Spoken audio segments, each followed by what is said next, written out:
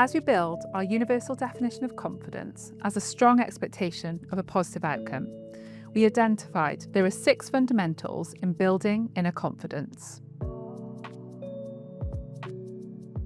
Fundamental 1. We need to make sense of and assimilate new parts of our identity. This is especially relevant for those of us who acquire a disability during our working lives. This really resonates with me. It took me some time to be able to confidently share my story of disability.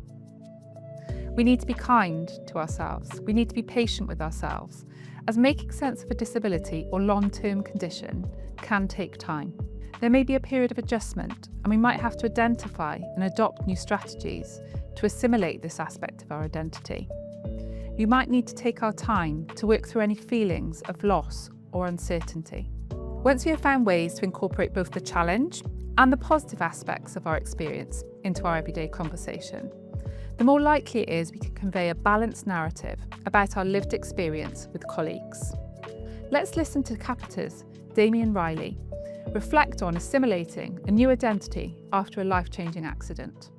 I went from this hugely capable athlete to somebody that was needing help to feed, clothe, wash, everything else in the early days of my injury. So it's a profound change. And I think you can't rush that. You need time to assimilate it. But I think unless you've assimilated the sense of what does this mean for me and my identity, it's actually quite difficult to get other people into a place where you can expect them to assimilate it.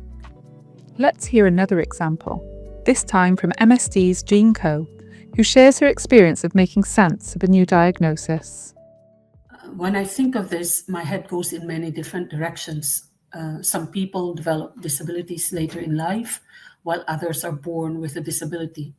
But I'm thinking also, for example, if one is born in a culture where disability is highly stigmatized, especially physical disabilities and mental health issues, but understanding one's intrinsic worth as a human being later in life are some scenarios of assimilating new parts of our identity. So in my case, having only been diagnosed about 4 years ago as a neurodivergent, I'm still making sense of me. I'm on a continuous learning journey with myself and the world around me. The hardest part for me was unlearning what was and embracing what is. And identity is hard. There are aspects of it that are easy or easier, but the parts of me I felt were wrong or shameful or even called abnormal growing up, those took a bit of time to reconcile and bring into the fold with a lot of compassion.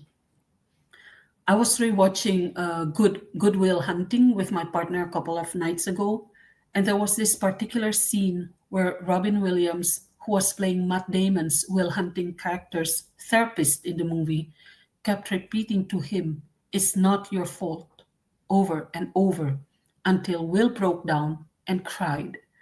And that really struck me hard because healing is a journey, and some wounds leave deep scars, and you've got to truly make peace with that scar and be okay with it being there.